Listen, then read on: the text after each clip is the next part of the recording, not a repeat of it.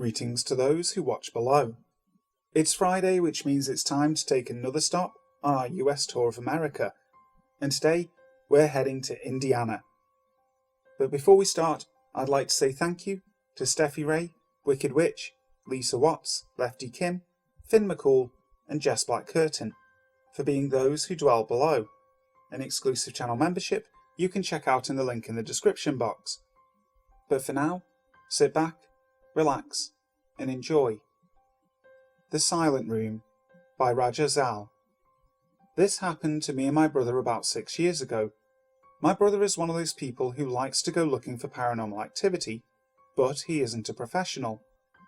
One night he asked me if I would like to join him, and I agreed. I had no idea what was in store for us. I'm not sure anymore what the name of the town was, but it's in southern Indiana. To the best of my knowledge, there have never been any news reports calling the place the Silent Room, but there must have been news about the murders that took place there. It was a long time ago, probably in the 40s. But I wouldn't know. I never did any research on the place. I didn't want anything to do with it after that night. We rode out to the country road that led to the farm where the Silent Room stood. The room itself was a Quonset hut, converted by its original owner to be soundproof.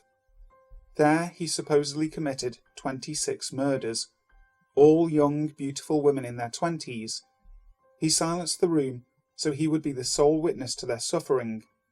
When he was accused of the murders, the police searched the house and the room, but there was no evidence. He was thorough in cleaning up after himself. The bodies were never recovered. The accused, however, must have been guilty, because within a week of the search, he was found hanging from a beam inside the hut. A stool was kicked aside at his feet. Whether the suicide had been out of guilt or fear of greater punishment, or if it was a suicide at all, is unknown. When my brother and I arrived at the property, he got his camera and began recording. We approached the Quonset cautiously, because it was left open and abandoned, and for all we knew, raccoons or possums might have been inside. Passing the threshold, we noticed the signs of neglect.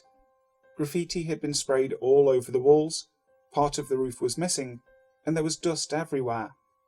There was a back entrance missing its door that led to a dark meadow, and beyond that, just inside the woods, a small private graveyard of about 6 stones. As I approached the back door, my brother gave a quiet warning to stay away from it. I didn't, of course.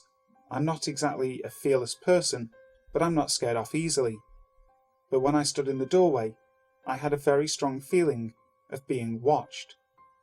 Then, out toward the tree line, I noticed movement. A deer? A coyote? No. The movement I saw was humanoid. A dark shadow had crept out of the woods as I watched. I quickly moved back into the hut and warned my brother to get back in the truck. When we were back behind the wheel, he decided to explore the graveyard. I told him he was insane, but he insisted. It was his truck after all, so I begrudgingly went along. Within a few minutes, we circled the property and found a small gravel road that led to the graveyard. Driving up, I got a foreboding feeling that again we were being observed. We got out of the truck to look at the stones. Not 2 minutes later, we began to hear shuffling in the woods and the snapping of numerous twigs. By then, my brother decided we'd seen enough, and we got back into the truck. After he started the engine, but before he could shift it to drive, we began to hear rocks hitting the truck from behind, as if he'd already begun to peel out onto the gravel. He threw it in drive and indeed peeled out, but about a third of the way down the drive, the headlights blinked out, leaving us moving in almost total darkness until we reached the road. I believe we narrowly escaped whoever or whatever had been watching us since the Quonset hut.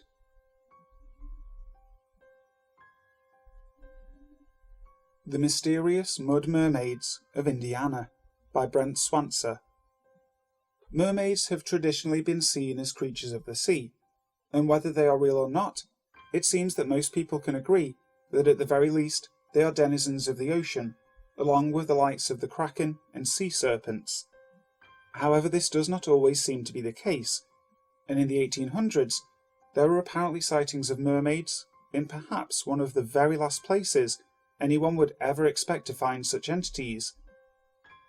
The setting for this truly outlandish tale is the area near U.S.A. in the state of Indiana. It is a state that has no coastline and would not typically be the first place to jump to mind when discussing sea monsters. Yet, beginning in 1891, this would supposedly change. There came to be several sightings of something lurking along the muddy shores and sandbars of the Ohio River that seemed to be some sort of grotesque, twisted version of the mermaids of legend. Apparently, 2 of the creatures were spotted in the area, frolicking in the water and lounging about on submerged tree stumps, and were said to feed on fish and mussels. They were described as vaguely humanoid in appearance, amphibious and completely hairless, with webbed hands, sharp claws, fins, pointed ears, and jagged teeth. A description in the Cincinnati Enquirer said, "The beast is about 5 feet in length. Its general colour is yellowish. The body between the forelegs resembles that of a human being. The back of the hind legs taper into a point. The extremities resemble hands, and are webbed and furnished with sharp claws. It is devoid of hair. Its ears are sharp-pointed, and stand up like those of a dog." One of the witnesses, a Kentuckian Confederate captain, J.M. Osier, would even provide a sketch of the creatures, and would claim that they were predatory and quite aggressive. Osier would claim that the pair of creatures were a male and female, and that he had seen and been menaced by the male. Soon the newspapers were calling these creatures the Mud Mermaids, and another news report at the time would write in its entirety, "On the sandbar of the Ohio River, U.S.A., Indiana, reside 2 nondescript creatures, horrible in appearance and habit.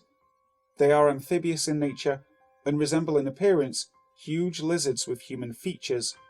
When partly submerged in the yellow waters of the Ohio, they are strangely like human beings. Of what species of animal they are, no one knows, for it is impossible to get near enough to judge them correctly.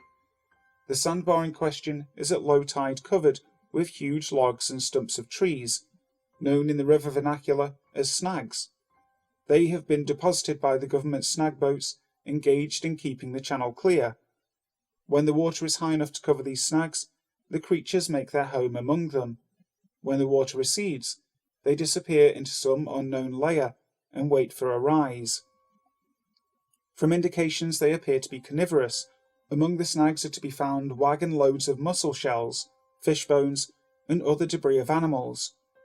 When the river goes down, these shells and other articles disappear, only to be succeeded by a fresh lot. This evidence to those who have watched the coming and going of the strange things that they live on such food." It is all very curious indeed, but frustratingly, the reports of these fantastical monsters just sort of end there, and there is no mention of them. Neither is there any mention of accounts of such a creature in the Ohio River before 1891, and so we are left to wonder, what is going on here?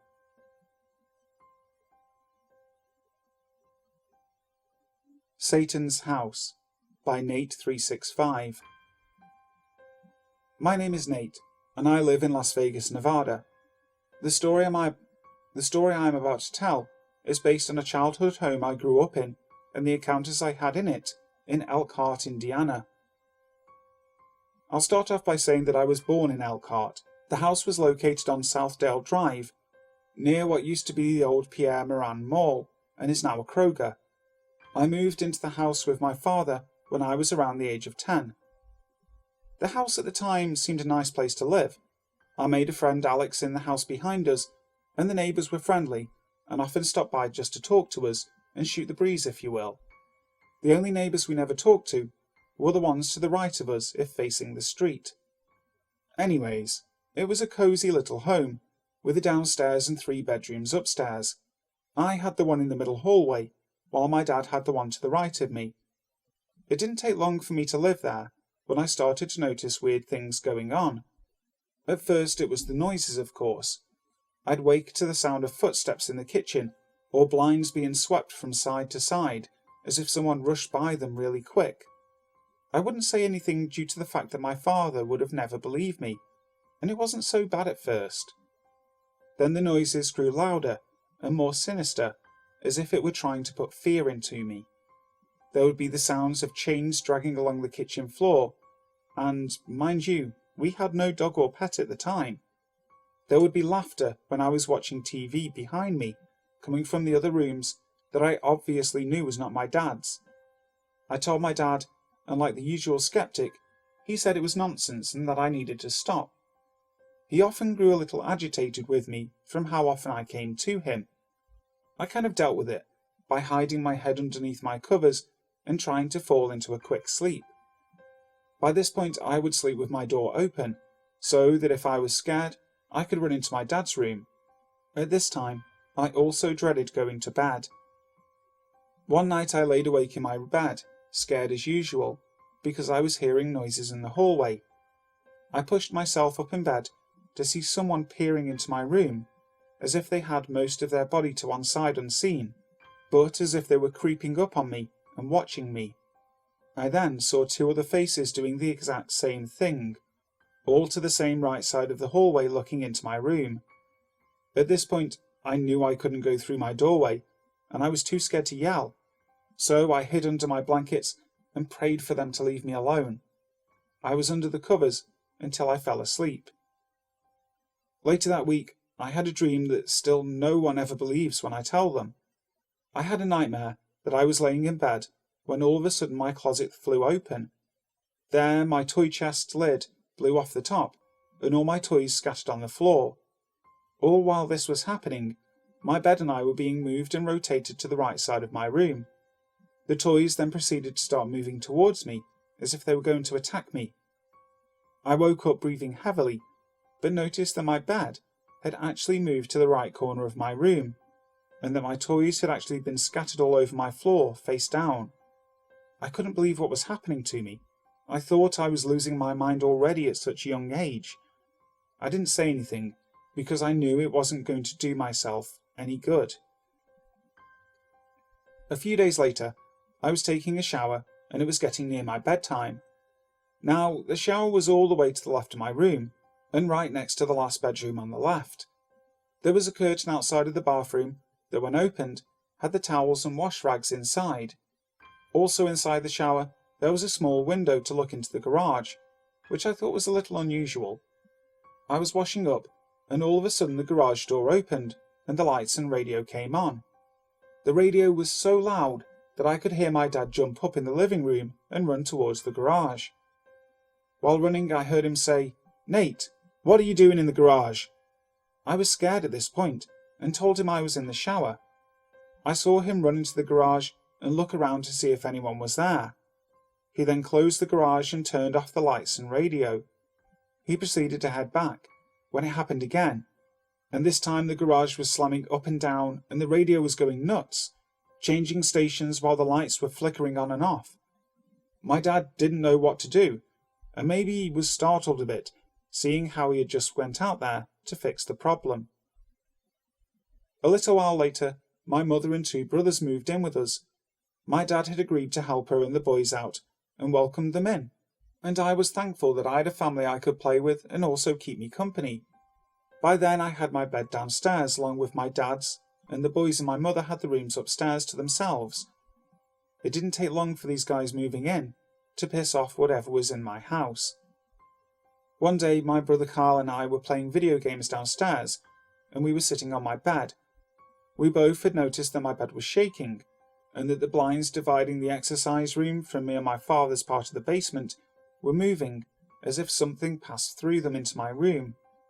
We both sat still for a second, when the drawers in the bottom of my bed had shot open. We both ran upstairs and had told my mum what had happened. We came back down to find all was calm, and my drawers were closed and the blinds still. Now, my mother is a very spiritual person, and in no way did she ever not believe what any of us would tell her. We had told her of times when going upstairs that our feet would be grabbed by some unseen force, and we would sometimes be stripped of our shoes and chased upstairs. She had the same done to her, but told us not to be afraid and show no fear. She even believed me when I told her what happened next. I was sleeping downstairs when I awoke to the blinds swaying back and forth and the light flickering on and off in the exercise room. Something told me in my head to go through and see what was happening. I looked over and saw that my dad was asleep, and I didn't want to wake him, so I proceeded quietly. As I walked through the blinds, the punching bag in the room was moving about like someone had just done laying a few heavy punches to it, and the light continued to flicker. All of a sudden, I hear a loud gunshot, and then blood splatter against the wall in front of me. I felt as if I was going to have a heart attack and ran to jump in my father's bed. He awoke and asked what was wrong, and told me to calm down and go to sleep. He didn't hear the gunshot. I awoke to find nothing on the wall, no speck of blood, nothing at all was different. I told my mum, and she was terrified, and also agreed that she felt something evil was in the house. I had later been sleeping upstairs in my mum's room with the boys, and I was sleeping on the floor. Later on, I had awoken yet again to something disturbing. I was laying down facing the door when I heard an extremely loud bang on the door, as if someone was trying to kick it in. I looked back to see my mother and brothers wide awake, staring at the door, and then myself. We heard multiple running footsteps in the hallway, and when I smoothly opened the door to see who was there, the curtains were waving back and forth, like people were actually running up and down the hallway at a fast pace. No one was obviously there, and my father was at work. I began to talk to everyone in the room when my brother Carl had told me he had been up for a few hours before, because he saw what looked like a man in our backyard, pushing a lawnmower and mowing the grass. Yet, he stated, he could see through the man. My mother had enough and started to look into the house's history and asked the neighbours if they knew anything. The neighbours to our right, the only ones who wouldn't talk to us, had been hiding something all along. She told them what was going on, and they seemed not to be surprised. They had told her a woman was shot to death in the basement over a drug situation. This had explained maybe why they didn't want us to talk to them or come over, due to the fact that they maybe didn't want us to bring anything over from the house. We didn't stay too much long after hearing that, but hearing was not the reason we had left. My mother had reportedly been in somewhat of a trance or possessed state at a point in time not long after we had got the news of the murder. She told me she didn't want to tell us because we were too young to understand. She had told me that while in the house alone, she felt an overpowering feeling come over her, and that she felt as if she was not in control of who she was and what she could and couldn't do. She said she was made to walk and sit in the middle of the stairs leading to the basement. She said as she sat there, the basement filled with flames, and figures she had said to be demons were clawing at her feet, telling her to come to hell. As this was happening, the upstairs was filled with an immense light, and a voice was telling her to decide whether to join heaven or hell. She said she could not lift her head, and that she couldn't move, but rather sit with her head down. Then, all at once, it lifted, and she ran upstairs, panicking and threatened of her life. My mother had soon moved out, with the boys and I with her. I don't know if the neighbours told us the truth about what really happened in that house, and I find it hard to believe that that is all that has happened, due to the fact it was so evil and wretched there.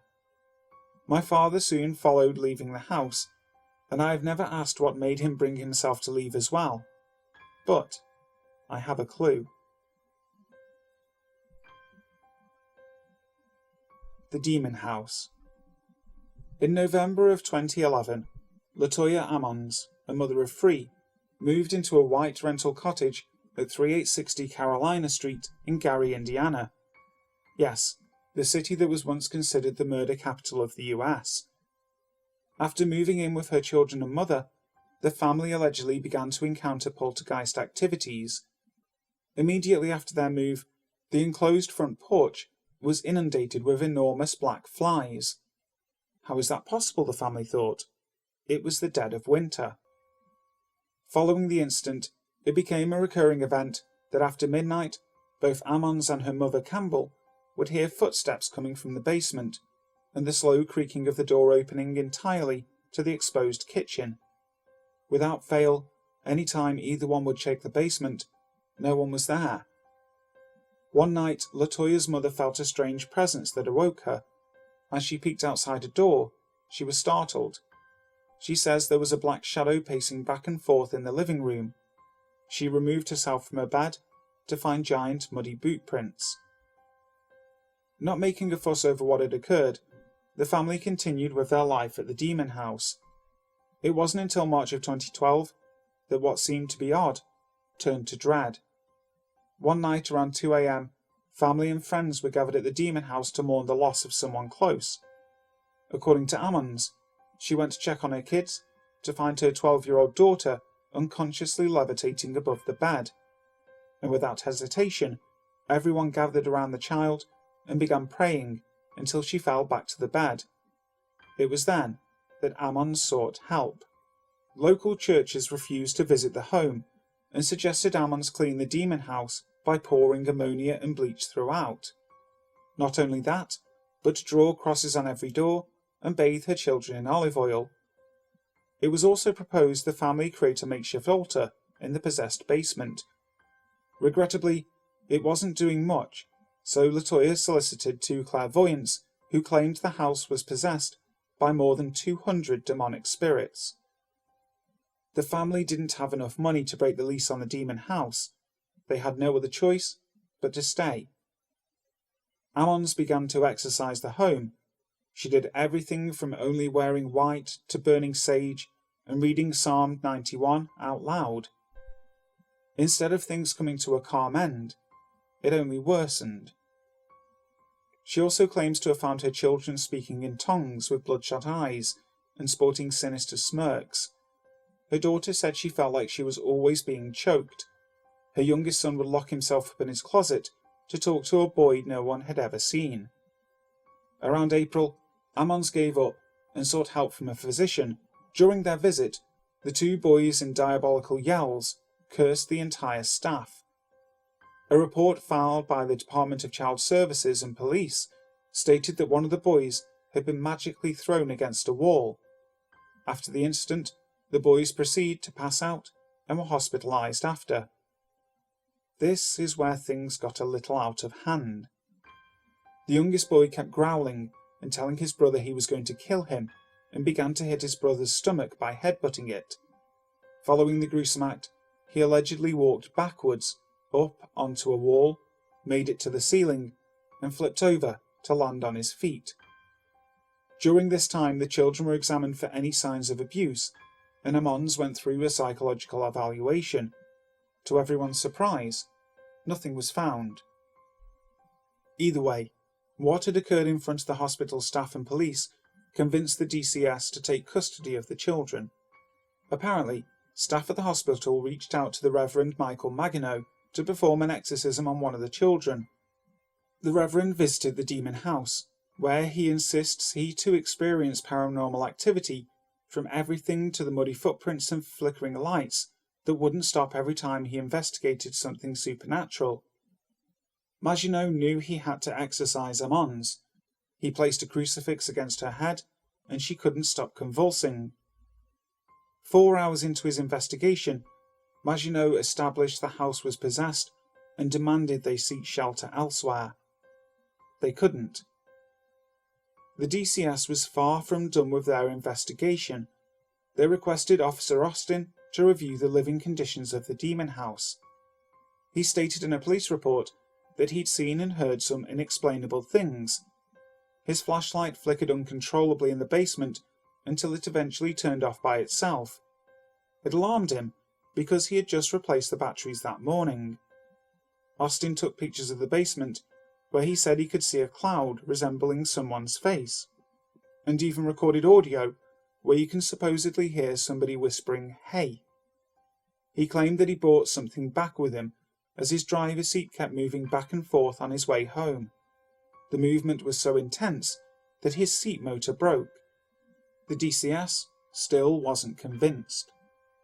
Without hesitation, Reverend Maginot continued to investigate the demon house, particularly the basement, with the police and Samantha Illick, the DCS family case manager. During his many visits, Maginot was convinced there might be a body buried under the stairs of the basement, which could explain the poltergeist activity. Police dug a 3x4 hole. It's here they uncovered a pair of panties, socks, a cooking pan, and a drapery cord.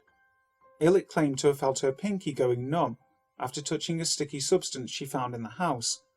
That same liquid was allegedly found dripping from the Venetian blinds in one of the bedrooms. However, no one could see where it was building. They cleaned off the blinders to find the fluid dripping again. Reverend Maginot insisted the demon house needed to be exorcised. The 2-hour ritual, which consisted of prayers and performing an exorcism on Amons yet again, was accompanied by 2 police officers and Illick. According to Illick, within 30 days of the exorcism, she went through a series of painful events that consisted of her breaking 3 ribs and obtaining 3rd-degree burns. Did something attach itself to her? Maginot continued to purify Amons, even though she had moved to Indianapolis with her mother, but returned to Gary for the court hearings.